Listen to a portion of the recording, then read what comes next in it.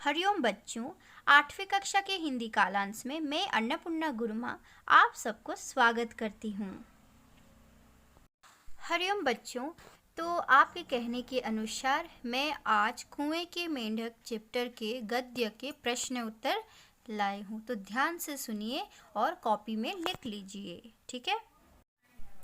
कुएं के मेंढक जो गद्य है ये एक कहानी ही है और इसमें जीवन के बारे में दिया गया है। हमें जीवन में कैसे रहना चाहिए, दूसरों के साथ कैसे व्यवहार करना चाहिए और छोटों से कैसे, बड़ों से कैसे बातें करनी चाहिए, कैसे उनकी बात माननी चाहिए और जीवन में जितने सारी भी अनुभूति, ठीक है, हमारे जीवन में जो कुछ भी होता है हमें किस तरह से उसका मुकाबला करना चाहिए, किस तरह दोस्त बनाने चाहिए ना कि दुश्मन, इसके बारे में यहाँ पर इस गद्य में कहा गया है।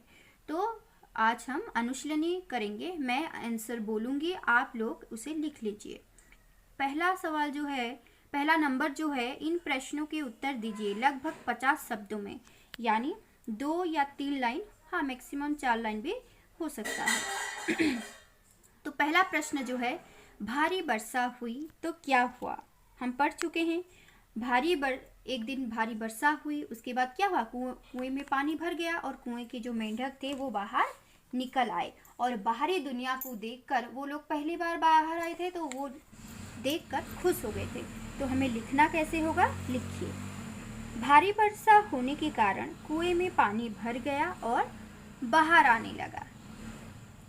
पानी की उस बाढ़ में कुएं के सारे मेंढक बाहर निकल आए और वे बाहरी दुनिया को देखकर खुशी से फूल उठे और इधर उधर फुदकने लगे, उछलने लगे। तो बच्चों, ये था नंबर क का उत्तर। उसके बाद बाहर निकले मेंढकों की क्या हालत हुई? तो बच्चों यहाँ पर देखो, ये लॉन्ग मतलब 5 मार्क्स का तो नहीं है, मगर 2-3 मार्क्स का ये आ सकता है।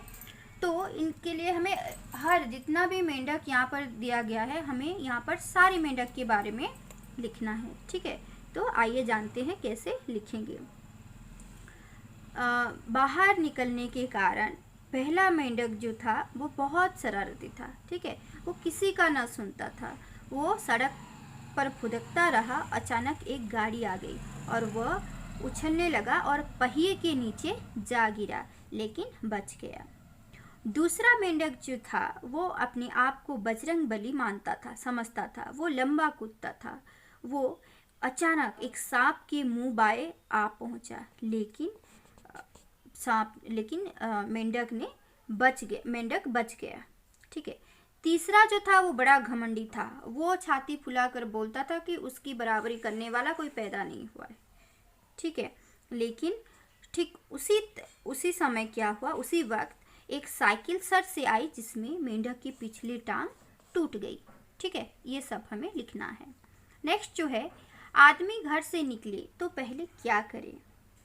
आदमी घर से निकले तो पहले अपने आप को मतलब अपने भाव मन को काबू में रखना चाहिए। अपने को बड़ा नहीं मानना चाहिए, गुस्सा नहीं करना चाहिए, घमंड नहीं करना चाहिए, ठीक है।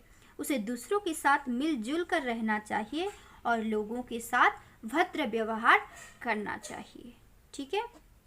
नेक्स्ट जो है, कैसा व्यवहार अशिष्ट माना जाता है? कैसा व्यवहार अशिष्ट माना जाता है?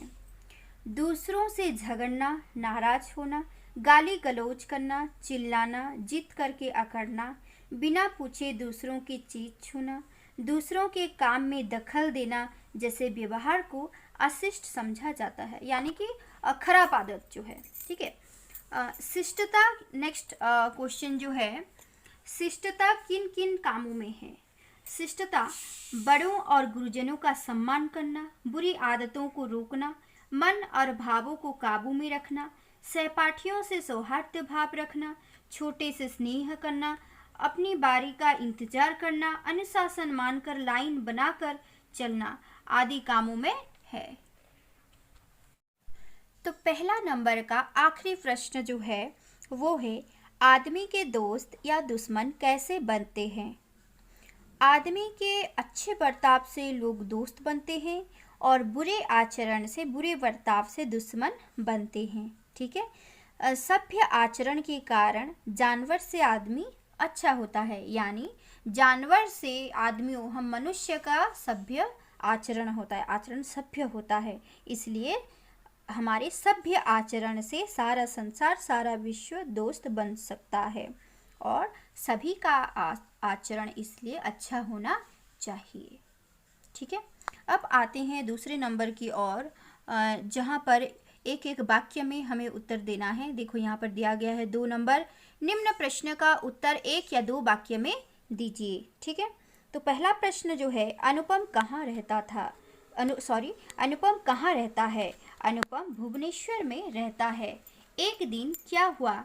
एक दिन अनुपम की नानी उनके घर आई। कुएं में कौन थे?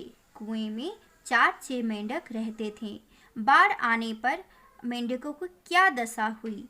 बाढ़ आने पर मेंढकों की क्या दशा हुई? बाढ़ आने पर कुएं में पानी भर गया और कुएं के पानी बाहर निकलने लगा, उसके साथ साथ मेंढक भी बाहर निकल आए। ठीक है। पहले मेंढक की क्या हालत हुई? पहले मेंढक अचानक एक गाड़ी के पहिए के नीचे आ गिरा, लेकिन बच गया। तीसरा मेंढक का स्वभाव कैसा था? तीसरा मेंढक जो था वो बहुत घमंडी था। मेंढकी ने अपने बच्चों से क्या कहा? मेंढकी ने अपने बच्चों से कहा कि बाहर निकलो तो बचना सीखो, संभल कर चलो और आफत से बचो। ठीक है। विनयी होने का क्या मतलब है? विनयी होने का मतलब है कि अपने आप को बड़ा न मानना। ठीक है। अगर विनयी रहेंगे, विनयी भाव रखेंगे तो सब हमें प्यार करेंगे। ठीक है। आदमी के बच्चों को क्या करना चाहिए? आदमी के बच्चों को दूसरों के साथ मिलजुल कर रहना चाहिए। घर में माता पिता की बात मानना, भाई बहनों के साथ रहना, स्कूल में मित्रों के साथ